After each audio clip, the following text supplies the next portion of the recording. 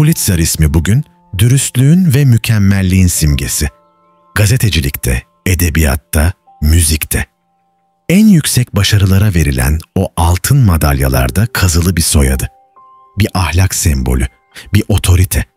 Ama o parıltılı ödülün ardında sandığınızdan çok daha karanlık bir hikaye var. Bu, sıfırdan başlayıp kendi azmiyle bir medya imparatorluğu kuran bir adamın hikayesi. Yoksul, neredeyse kör bir Macar göçmeni. Ama aynı zamanda halkın sesi, sıradan insanın savunucusu. Joseph Pulitzer. Fakat her ateşin bir sonu vardır. Pulitzer'in mirası da bir noktada kendi alevinde yanmaya başladı.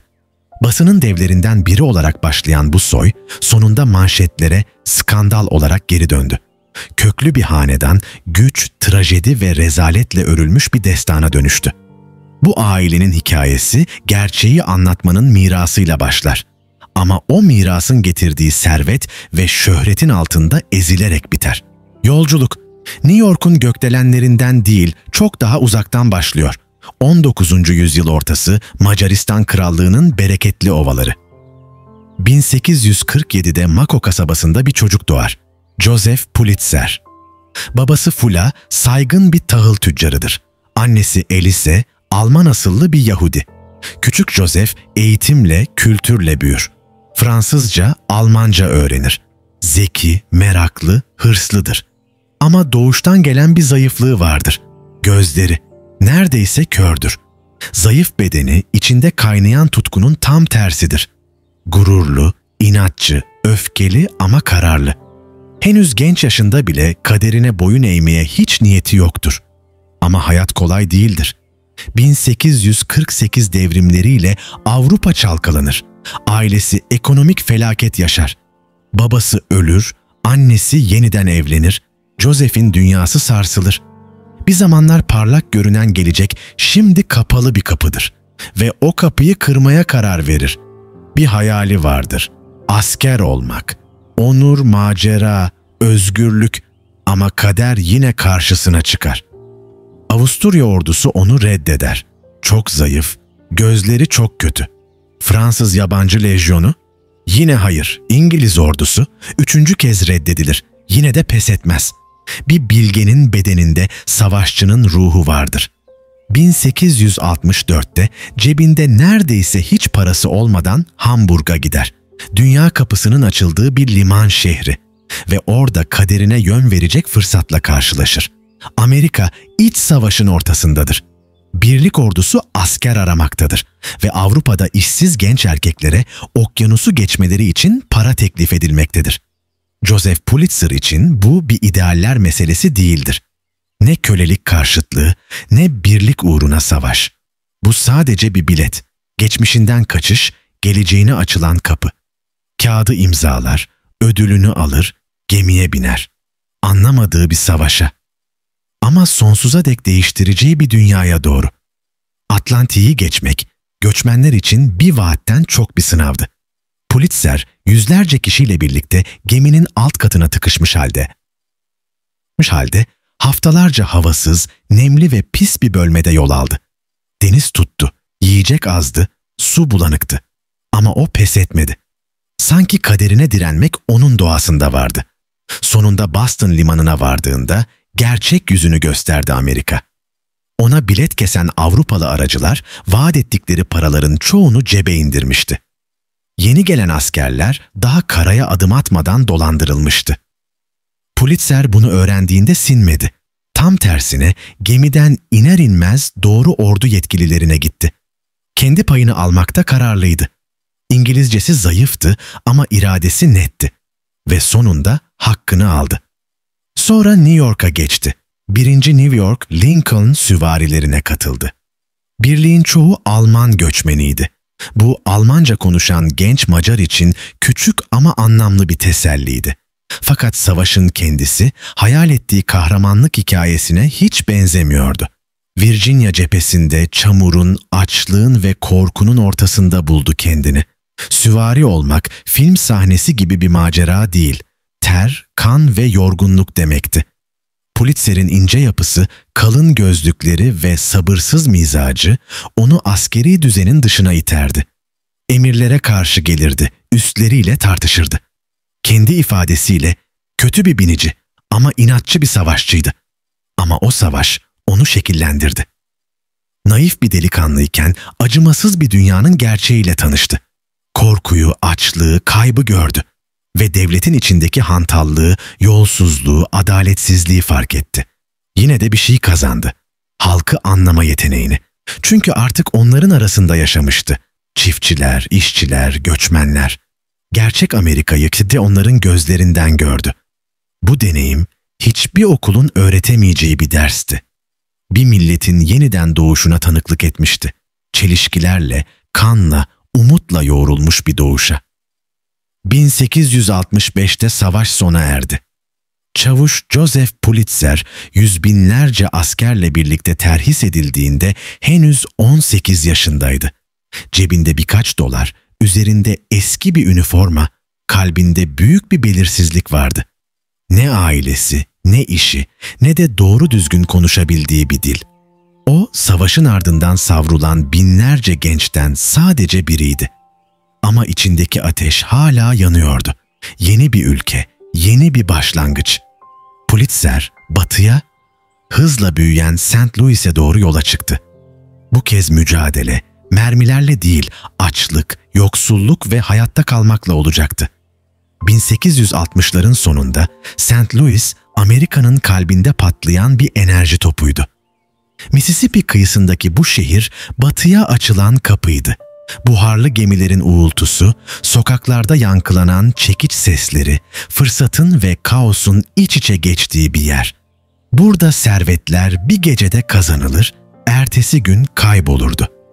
Ve Joseph Pulitzer gibi 5 parasız bir göçmen için bu şehir, hayatta kalmayla umutsuzluk arasındaki ince çizgiydi. Pulitzer için günler birbirine benziyordu. Bir sabah nehir gemisinin ateş dolu kazanında kömür küreklersen, ertesi gün kolera kurbanları için mezar kazarsın. Bu Amerikan rüyasının parlak yüzü değil, en dipteki karanlık yüzüydü. Ama tam da o karanlığın içinde, Pulitzer'in içinde bir şey filizlendi. Unutulmuş, ezilen insanlara duyduğu empati. O bir gün onların sesi olacaktı. Yine de zihni hiçbir zaman susmadı. Gözleriyle, kulaklarıyla, hafızasıyla şehirde olup biteni emdi. Liman işçilerinin küfürlü konuşmalarını, işçilerin şikayetlerini, küçük memurların gizli yolsuzluklarını gözlemledi. Gerçek Amerika'nın nabzını en alt katmandan hissetti. Kurtuluşu bir işte değil, bir binada buldu. St. Louis Merkantil Kütüphanesi. Şehrin kaosu içinde, sessiz, düzenli bir sığınak. Burada saatlerce oturur, ücretsiz okurdu. Kütüphane onun okulu, mabedi, evi oldu. Tarih, felsefe, hukuk. Ne bulduysa okudu. İngilizcesini geliştirmek için gazeteleri yüksek sesle okur, kelimelerin ritmini taklit ederdi. Kendine bir silah hazırlıyordu, bilgi. Yoksulluktan kurtulmanın tek yolunun zekasını keskinleştirmek olduğunu anlamıştı. Orada satrancı da keşfetti. Tahta başında agresif ama hesaplı bir oyuncuydu. Satranç onun için sadece bir oyun değil, strateji, sabır ve öngörü dersi oldu. Tıpkı gelecekte kuracağı imparatorluğun minik bir provası gibi. Bir gün o sessiz odada kaderi değişti. Oynadığı bir partiyi St. Louis'in en tanınmış 2 ismi izliyordu. Doktor Emil Pretorius ve Karl Schurz. Schurz, Almanya'dan kaçmış bir devrimciydi. Eski birlik generali ve şehrin önemli bir gazetesi Westliche Post'un editörüydü. Bu sıska, gözlüklü genç adamın keskin zekası ikisini de etkiledi. Pulitzer'in konuşmalarında hem bilgi hem ateş vardı ve Schurz onu unutmadı. 1868'de gazeteye yeni bir muhabir aranırken Schurz'un aklına o genç geldi. Joseph Pulitzer'e haber gönderdi. "Gel, bizimle çalış." Pulitzer, Westliche Post'un haber odasına adım attığında sanki bütün hayatı o ana hazırlanmış gibiydi. Gazetecilik onun doğasına uyuyordu. Meraklı, hırslı, sabırsız, öfkeli. Ama adalet arayan bir ruha sahipti. Kısa sürede herkes onunla aynı fikirdeydi. Bu adam bir haber makinesiydi. Ofiste yatıyor, geceleri yazıyor, gündüzleri haber kovalıyordu. Yakıtı ucuz prolar, enerjisi adalet arzusuydu. Kızıl saçları, kalın gözlükleri ve inatçı tavrıyla artık herkes onu tanıyordu. St. Louis ve eyalet başkentindeki bürolarda onun adı korkuyla anılır olmuştu. Pulitzer hikaye bulmakta acımasızdı. Kamu görevlilerini sorgular, kayıtları karıştırır, her türlü yolsuzluğu gün yüzüne çıkarırdı. İngilizcesi hala kusurluydu, yazısı pürüzlüydü. Ama kelimelerinde bir güç vardı. Gerçekten yanıyordu. Dünyayı siyah ve beyaz olarak görüyordu. Doğru ve yanlış, güçlü ve zayıf. Ve bunu saklamadan yazıyordu. Kısa sürede bir ünvan kazandı. Satın alınamayan, susturulamayan muhabir. Pulitzer'in hırsı artık bir muhabirin maaşına sığmıyordu. O sadece haber yazmak istemiyordu. Haberin kendisini şekillendirmek istiyordu. Gazetenin mutfağını, işleyişini, finansını kısa sürede çözmüştü. Kazandığı her kuruşu biriktirdi. Ve sonunda batmakta olan Westlich Post'un hisselerine ortak oldu. Artık yalnızca bir yazar değil, bir sahipti. Ama onun gözünde güç sadece basında değildi. Siyaset sahnesi çağırıyordu. 1869'da Almanların yoğun olduğu bir seçim bölgesinde yasama koltuğu boşaldı. Cumhuriyetçi Parti, genç, hevesli ama kimsenin ciddiye almadığı 22 yaşındaki Joseph Pulitzer'i aday gösterdi. Belki bir şaka, belki sadece bir boşluğu dolduracak figür. Ama Joseph bunu bir meydan okuma olarak gördü. Tüm enerjisiyle sahaya indi ve herkesi şaşırtarak kazandı. Eyalet meclisine girdiğinde reform tutkusu fırtına gibiydi. Rüşvete, torpile, yozlaşmaya karşı tek başına savaş açtı. Ve o dönemin kirli siyasetinde bu oldukça tehlikeliydi. Bir gün tanınmış lobici Edward Austin onu kamuoyu önünde yalancılıkla suçladı. Pulitzer için bu onuruna saplanan bir bıçak gibiydi. Bir otel lobisinde karşılaştılar. Sözler ateşlendi, sinirler koptu. Ve Pulitzer belindeki tabancayı çekip ateş etti. Kurşun Austin'in bacağını sıyırdı. Olay büyük skandal yarattı. Gazeteler manşet attı, politikacılar söylendi. Pulitzer tutuklandı, para cezası aldı. Ama halkın gözünde o, yozlaşmaya karşı silah çeken bir kahramandı. Korkusuz, öfkeli, idealist bir adam. Bu olay kariyerini bitirmedi. Aksine efsanesini başlattı. Yasama dönemi bittiğinde Pulitzer politikada kalmadı. Bir süre polis komiseri olarak görev yaptı. Ardından Grant yönetiminin yozlaşmasına karşı çıkan liberal cumhuriyetçi hareketin içinde yer aldı. Ama sonunda anladı. Gerçek güç, sandalye sahibi olmaktan değil, kürsüyü elinde tutmaktan geçiyordu. Yani başından. Siyaseti içeriden görmüştü. Artık oyun kurucu değil, kral yapıcı olma zamanıydı. Westlich Post hisselerini yüksek bir kârla sattı. Artık küçük bir serveti vardı. Elinde sermaye, tecrübeyle yoğrulmuş bir akıl ve dinmek bilmeyen bir hırs. Ve bekledi. Doğru fırsatı, kendi vizyonuna hizmet edecek o tek şansı. 9 Aralık 1878. St. Louis Adliyesi önünde bir açık artırma. İflas etmiş St. Louis Dispatch gazetesinin varlıkları satılıyor. Kimse almak istemiyor. Borç içinde, ekipman eski, tiraj yok. Ama Joseph Pulitzer orada başka bir şey gördü. Bir enkaz değil, bir temel. Sakin bir kararlılıkla $2.500 tüm gazeteyi satın aldı. 3 gün sonra hamlesini yaptı. St. Louis Evening Post'un sahibi John Dillon'a birleşme teklif etti. İki başarısız gazeteyi birleştirip tek güçlü bir ses yaratacaktı. Anlaşma imzalandı. Ve o gün St. Louis Post Dispatch doğdu. Daha ilk sayısında Pulitzer'in niyeti açıktı. Bu gazete zenginlerin, bankerlerin, politikacıların değil, halkın gazetesi olacaktı. Editör sayfasında 10 maddelik bir manifesto yayınladı. Kendi anayasası. Şöyle diyordu. Post Dispatch hiçbir partiye hizmet etmeyecek, halka hizmet edecek. Cumhuriyetçiliğin değil, gerçeğin sesi olacak.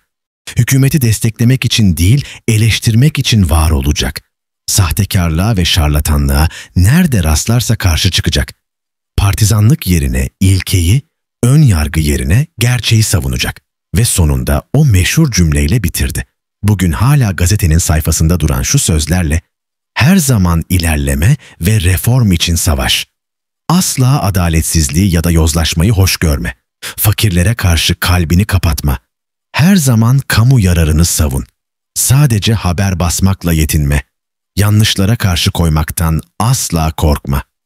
Bu sadece bir gazetenin doğuşu değildi. Bu Amerikan basınının vicdanının doğuşuydu.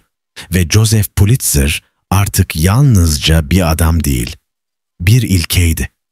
Pulitzer'in yayınladığı o manifesto sadece güzel sözlerden ibaret değildi. Bir savaş planıydı.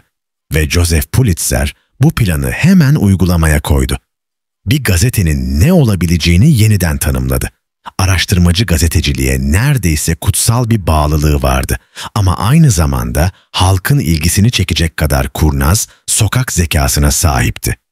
Biliyordu, insanlara gerçeği anlatmak istiyorsan önce onları dinlemeye ikna etmelisin. Post-Dispatch kısa sürede bir gazete olmaktan çıktı. Her gün yeniden başlayan bir Haçlı seferine dönüştü. Pulitzer, St. Louis'in en güçlü ve yozlaşmış kurumlarına karşı savaş açtı. Louisiana piyangosunu hedef aldı. Fakirlerin cebinden son parasını çeken bir kumar devini. Sigorta dolandırıcılarını açığa çıkardı. Zenginlerin isimlerini manşetlere bastı. Vergi kaçıran şirketleri kanıt üstüne kanıtla ifşa etti. O dönemde henüz adı bile konmamıştı ama Pulitzer çamur karıştırmanın ustasıydı. Fakat amacı kir değil, temizlikti. Aynı anda halkın kalbine dokunacak bir gazete yarattı. Cesur, büyük harflerle atılmış manşetler, sayfalarda illüstrasyonlar, politik karikatürler. İlk kez bir gazete hikayeleri sadece kelimelerle değil, görüntülerle anlatıyordu. Dedikodular, spor haberleri, trajediler, umutlar. Hepsi oradaydı. Pulitzer iki kimliği tek bedende birleştirmişti. Bir yandan kamu yararını savunan idealist bir savaşçı, öte yandan keskin zekalı bir iş adamı. Post-Dispatch halkın gazetesi olmuştu. İşçiler, göçmenler, sıradan insanlar artık kendi seslerini o sayfalarda duyuyordu. Formül işe yaradı. Tiraj patladı. Reklamlar yağdı ve Joseph Pulitzer birkaç yıl içinde St. Louis'in en güçlü, en zengin adamlarından biri haline geldi. Bir zamanlar park banklarında yatan göçmen, şimdi şehrin en etkili kurumunun sahibiydi. Ama St. Louis artık ona dar geliyordu. Pulitzer'in hırsı ufuk çizgisini geçmişti. Bakışları doğuya, Amerika'nın kalbine, New York'a çevrilmişti. Orada gerçek savaş onu bekliyordu. 1883 yılına gelindiğinde Pulitzer, St. Louis'in tartışmasız medya kralıydı. Ama bu onun için bir varış noktası değil, sadece bir prova sahnesiydi. Asıl hedefi Amerikan basınının başkenti New York'tu. O şehir dönemin en büyük gazetecilerinin düellosuna sahne oluyordu.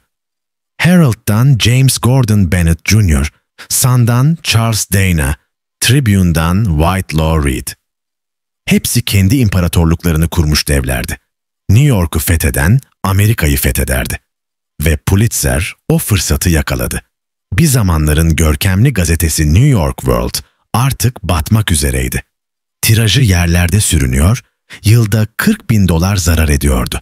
Sahibi ise o dönemin en nefret edilen adamlarından biri.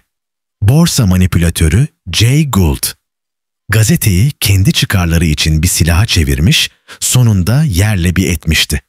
Şimdi elinden çıkarmak istiyordu. Pulitzer hastalıklı bir halde ama kararlı bir zihinle New York'a gitti. Gould'la yapılan görüşme iki zıt dünyanın çarpışmasıydı. Kurnaz finansçıyla ateşli idealist. Gould onu taşradan gelmiş bir amatör olarak gördü. Pulitzer ise fırsat gördü. Ölmekte olan bir dev ve onu yeniden diriltecek irade.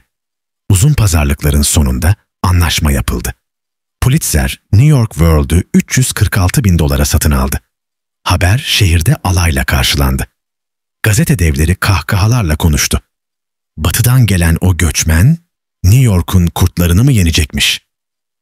Kendi kardeşi Albert bile umutsuzdu. Ama kimse anlamadı. Pulitzer bir iş adamı değil, bir devrimciydi.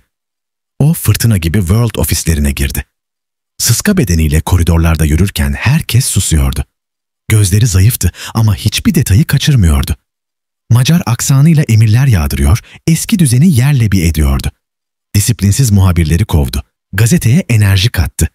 Ve 11 Mayıs 1883 sabahı Pulitzer'in yönetimindeki ilk New York World basıldı. Manşetinde vizyonu netti. Bu gazete Wall Street'in ya da Fifth Avenue'nun değil, halkın gazetesi olacaktı. Şöyle yazmıştı: "Bu şehirde yer var. Sadece ucuz değil, parlak. Sadece parlak değil, büyük. Sadece büyük değil, demokratik bir gazete için. Cüzdanlı efendilerin değil, halkın davasını savunan bir gazete." Pulitzer ilk iş olarak fiyatı düşürdü. 4 sentten 2 sente. Rakiplerine açık bir meydan okumaydı. Gazetenin düzenini baştan yarattı. Donuk gri sütunlar gitti. Yerine çarpıcı manşetler, kocaman çizimler geldi. New York'un göçmen dolu mahallelerinde resimler bazen kelimelerden daha gürültülüydü. Elitler onu küçümsedi.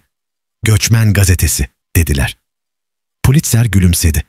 Çünkü tam da öyle olmasını istiyordu.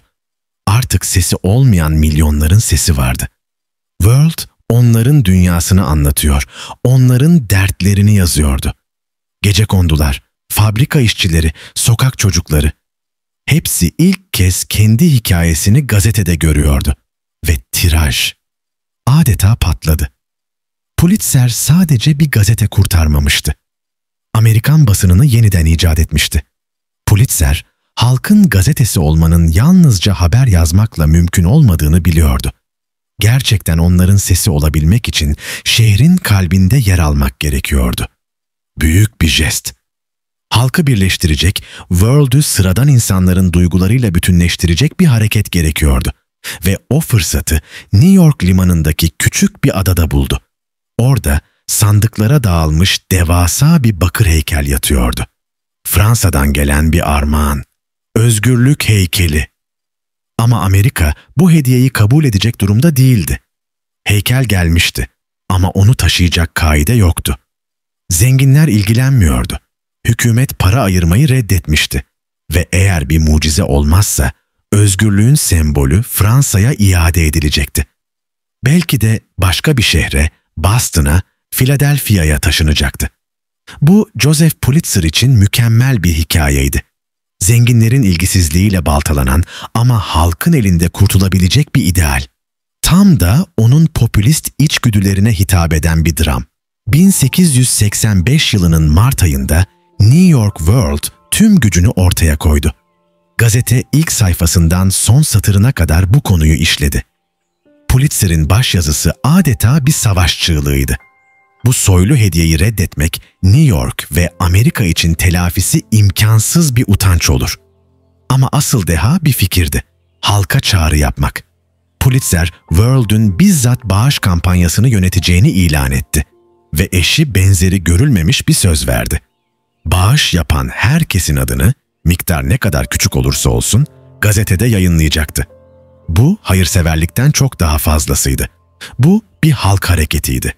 Artık herkes bu sembolün bir parçası olabilirdi. Ve mucize gerçekleşti. Bağışlar sel gibi aktı. Okul çocukları ceplerindeki bozuklukları gönderdi. Fabrika işçileri maaşlarından birkaç sent ayırdı. Göçmen aileler ellerinden geleni yolladı. Gazete her gün yeni bağışçıların isimlerini yayımladı. Bir grup çocuğun notu manşet oldu. "Biz sadece fakir çocuklarız ama özgürlüğü çok seviyoruz." 5 ay içinde kampanya 120 binden fazla kişiden 100 bin dolar topladı. Bugün milyonlarca dolara eşdeğer bir miktar. Kaide tamamlandı. Ve 28 Ekim 1886'da özgürlük heykeli açıldığında bu sadece Amerika'nın değil, Joseph Pulitzer'in de zaferiydi. O sıradan insanları tek bir amaç etrafında toplamış, basının gücünü bir halk devinimine dönüştürmüştü.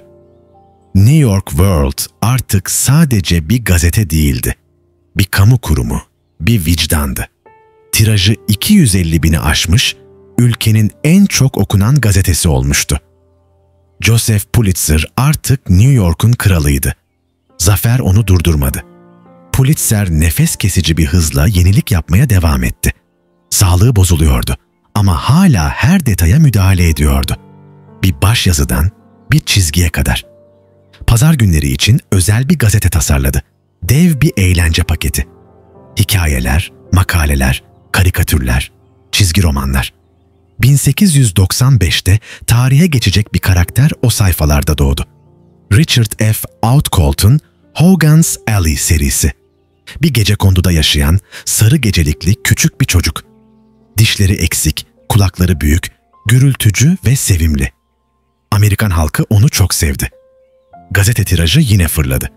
Ve bu sarı baskı dönemin baskı teknolojisinde devrimdi. Ama başarısı dikkat çekmeden kalmadı. Batı'dan yeni bir dev geliyordu. William Randolph Hearst. Zengin bir maden baronunun oğlu. San Francisco'da Examiner gazetesini büyütmüş, şimdi New York'a göz dikmişti. 1895'te Batık Morning Journal'ı satın aldı ve açıkça ilan etti. Rakibim Joseph Pulitzer. Hearst sınırsız parası ve sıfır vicdanıyla saldırıya geçti. Gazetesinin fiyatını 1 sente düşürdü. Pulitzer mecburen eşitledi. Sonra World'ün en iyi muhabirlerini, editörlerini, çizerlerini satın almaya başladı. Astronomik maaşlar teklif etti. En büyük darbeyi vurdu. Sarı çocuğun çizeri Richard Outcault'u transfer etti. Pulitzer pes etmedi. Kendi sarı çocuk versiyonunu yayınladı.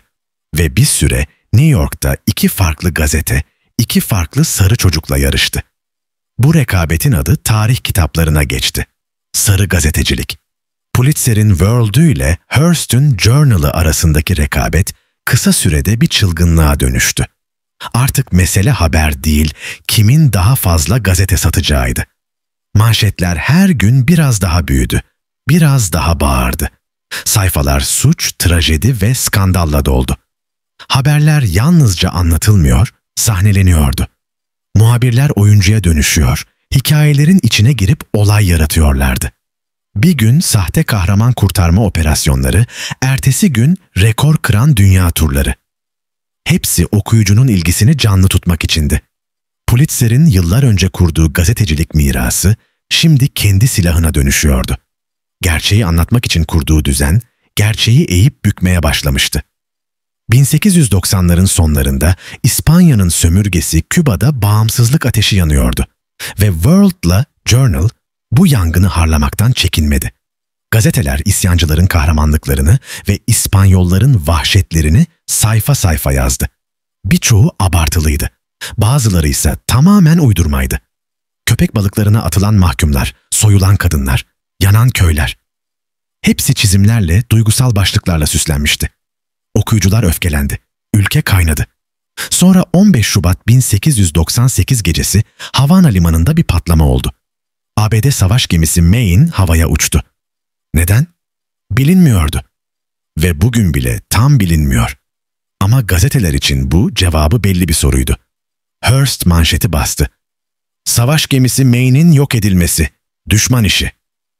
Pulitzer biraz daha temkinliydi. Ama manşeti onunkinden farklı değildi. İkisi birlikte bir ulusu ateşledi.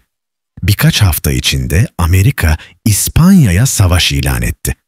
Ve birçok tarihçiye göre bu Pulitzer ile Hearst'ün savaşıydı. Pulitzer artık basının tanrısı gibiydi. Bir ulusu savaşın eşiğine getirecek kadar etkiliydi. Ama içten içe biliyordu. Bu güç bir bedel taşıyordu. Yaşlandıkça gazetesinin savaştaki rolü onu rahatsız etmeye başladı. Özel konuşmalarında pişmanlığını dile getiriyordu. Kendine inanmayı hayat felsefesi yapmış bir adam için ender bir itiraf. Ama asıl bedel bedenseldi. Bitmek bilmeyen stres, uykusuz geceler, Hearst'le süren sonsuz savaş. Zaten zayıf olan sağlığını hızla çökertti. Zamanla gözleri karardı.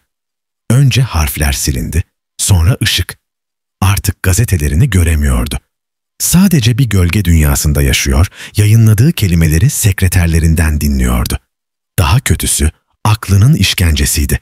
Her sese, her çarpan kapıya, her düşen çatal sesine dayanılmaz bir acıyla tepki veriyordu. Tıpta bugün hiperakuzi denilen bir hastalık. O zamanlar için adı bile yoktu. Pulitzer içinse sonsuz bir işkenceydi.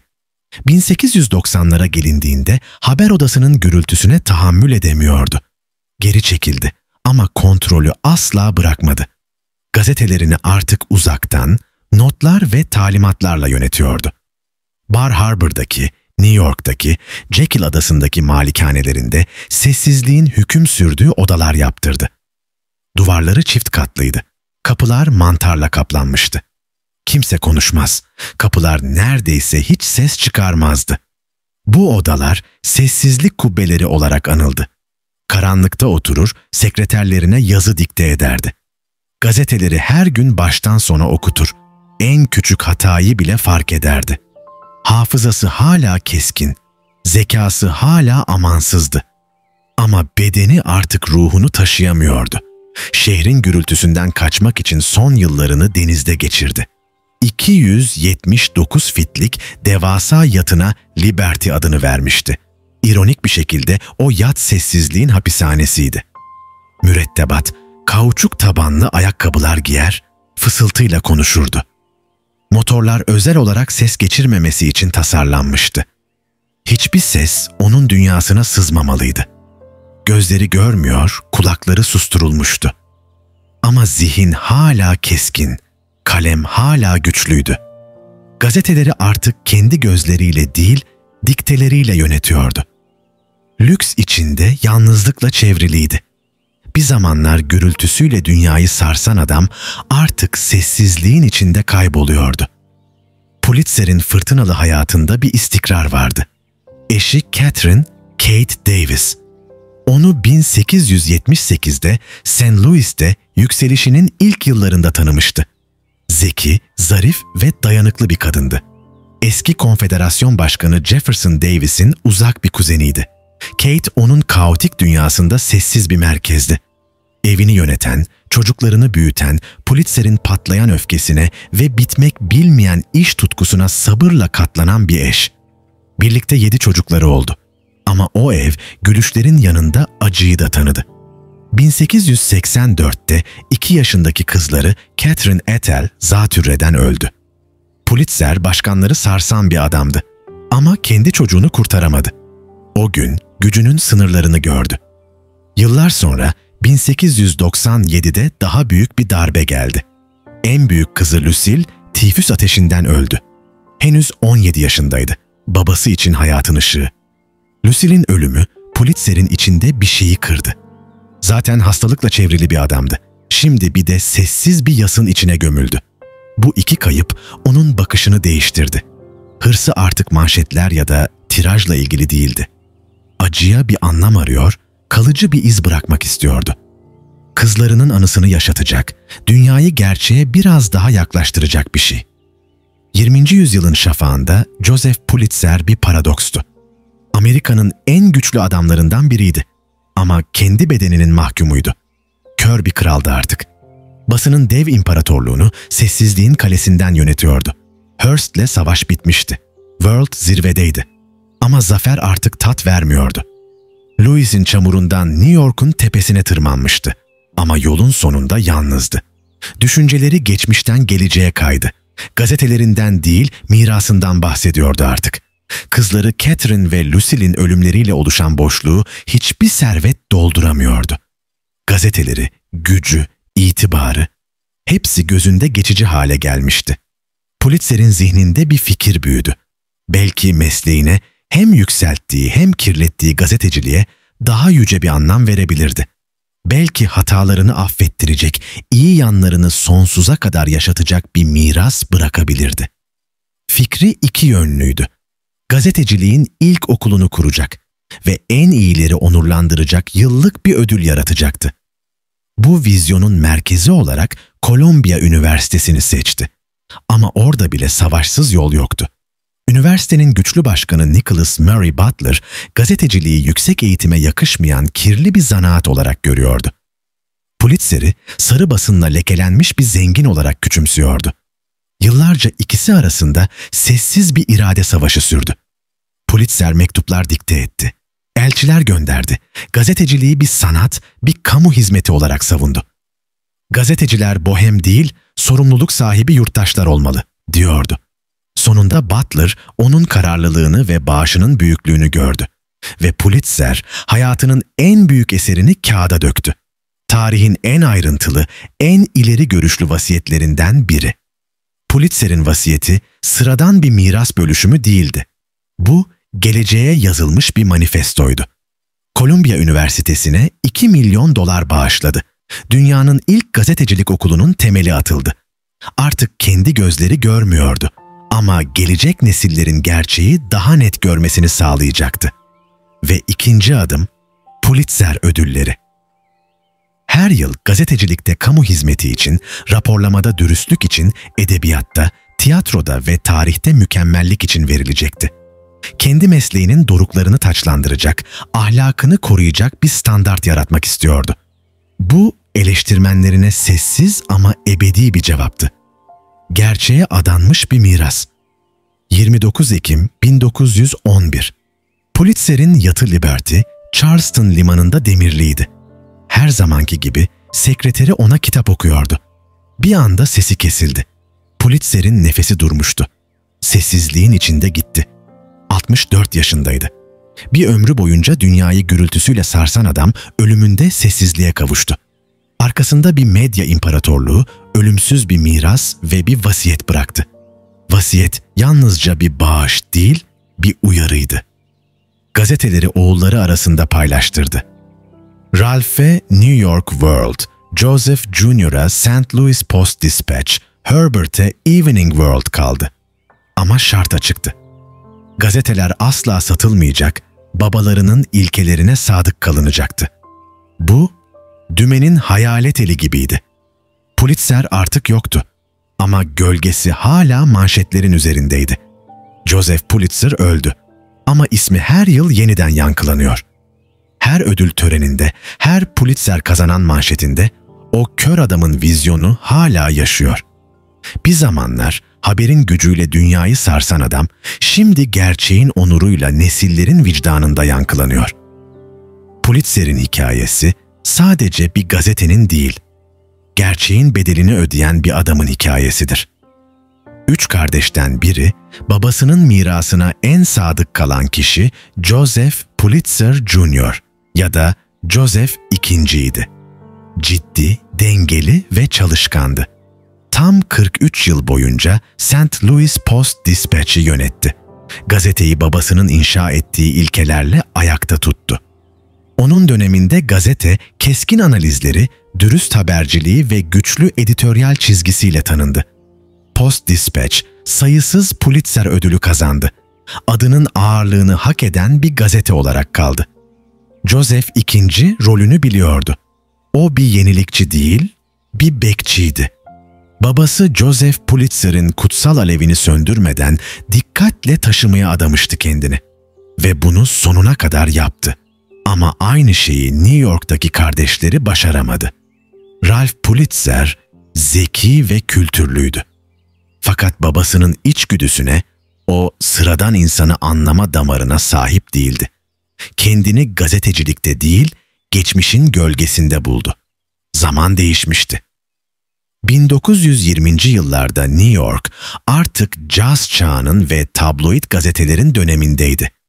New York Daily News gibi yeni rakipler, kısa haberlerle, büyük fotoğraflarla halkı kendine çekiyordu. Radyo ortaya çıkmıştı. Haber artık sabah gazetesinde değil, bir düğmeye basıldığında geliyordu. World hala kaliteli yazarlara sahipti ama çağ dışı görünüyordu. Bir zamanlar Amerika'nın sesi olan gazete artık geçmişin yankısı haline gelmişti ve sonra büyük buhran geldi. 1929'da başlayan ekonomik çöküş gazeteleri darmadağın etti. Reklamlar kesildi, gelirler eridi. World her geçen ay biraz daha kan kaybediyordu. Ralph ve kardeşi Herbert çaresizdi. Babanın vasiyeti gazetelerin asla satılmamasını emrediyordu. Ama onlar başka bir karar verdi. Mahkemeye başvurdular, vasiyetin o kutsal şartını bozmak için. Gerekçeleri açıktı. Ya satacağız, ya yok olacağız. Mahkeme kabul etti. 1931'de Pulitzer İmparatorluğu'nun kalbi olan New York World ve Evening World, rakip zincir Scripps Howard'a 5 milyon dolara satıldı. Kısa süre sonra yeni sahipler gazeteyi kapattı. Adı New York World Telegram olarak değiştirildi. Pulitzer'in New York'taki sesi sustu. Bu sembolik bir andı. Bir çağın sonu. Pulitzer'in kurduğu imparatorluk dış düşmanlarca değil, içeriden kendi torunlarının eliyle yıkılmıştı.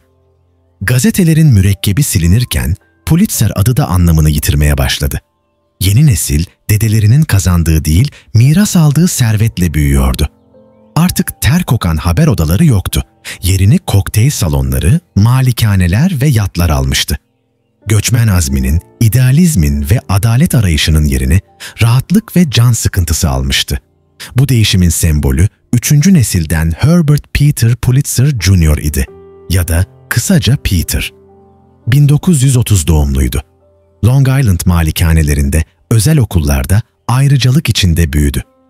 Kısa bir süre aile işine girdi ama gazetecilik ilgisini çekmedi. Florida'ya taşındı. Palm Beach sosyetesine karıştı. Güneş, para ve eğlenceyle çevrili bir dünyaya. Turunçgil tarlalarına, çiftliklere yatırım yaptı.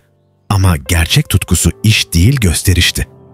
Palm Beach'in altın çocuğu olmuştu. Polo maçları, deniz partileri, uzun öğle yemekleri. Gazetecilikle değil, ışıltıyla hatırlanıyordu artık. Bu dünyada tanıştığı kadın, sosyetenin zarif yıldızı Lily McKim'di.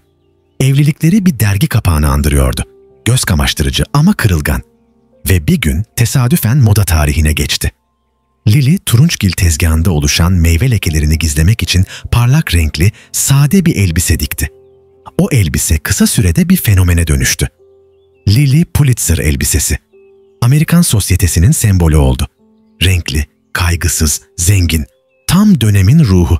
Ama bu parlak masal uzun sürmedi. Sadakatsizlikler, skandallar, bitmeyen partiler.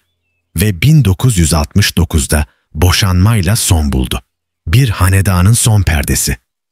Büyük babasının gazeteyi bir silah, bir vicdan, bir ışık olarak kullandığı o soy artık moda dergilerinde, davet listelerinde yer buluyordu. Joseph Pulitzer halk için yazmıştı. Torunları kendileri için yaşamayı seçti. Gazeteci bir hanedanın hikayesi böyle bitti. Mürekkep lekesinden şampanya köpüğüne, hakikatin peşinden lüksün kucağına. Ama o soyad hala her yıl her ödül töreninde bir gerçeği hatırlatıyor. Güç geçicidir. Ama dürüstlük bir miras olabilir. Peter Pulitzer'in ikinci evliliği aile adını bir kez daha manşetlere taşıdı. Ama bu kez kültür sayfalarına değil, tabloidlerin ön kapaklarına. 1975'te genç, güzel ve enerjik Roxanne Dixon'la evlendi. Palm Beach'in en ışıltılı çifti oldular. Partiler, lüks, uyuşturucu ve gösterişli bir hayat. Ama ışıltı kısa sürdü. 1982'de evlilik, 20. yüzyılın en rezil boşanma davalarından birine dönüştü. Mahkeme salonu bir zamanlar saygın olan Pulitzer adının canlı teşhir alanıydı. Peter eşini sadakatsizlik ve kokain bağımlılığıyla suçladı. Roxanne mizilleme olarak skandal dolu iddialarda bulundu. Basının açlığı bu hikayeyi yuttu. İddialardan biri öylesine uçuktu ki ülke dondu kaldı. Roxanne, Peter'in kendi kızıyla yasak ilişki yaşadığını söyledi. Kızı Lisa bu iddiayı öfkeyle reddetti. Mahkeme de reddetti. Ama hasar çoktan verilmişti. Bir noktada Roxanne'in yatak odasındaki trompet bile sorgulandı. İddia absürtlük sınırlarını aşıyordu. Roxanne, "Ruhsal nedenlerle kullanıyorum," dese de ertesi gün manşet hazırdı. "Trompetle uyudum." Ülke güldü. Ama Pulitzer adı artık bir şaka konusuydu. Bir zamanlar kamu sırlarını açığa çıkaran aile, şimdi kendi sırlarının teşhiriyle manşet oluyordu. Dava sonunda Peter kazandı. Çocuklarının velayetini aldı, Roxanne küçük bir payla ayrıldı.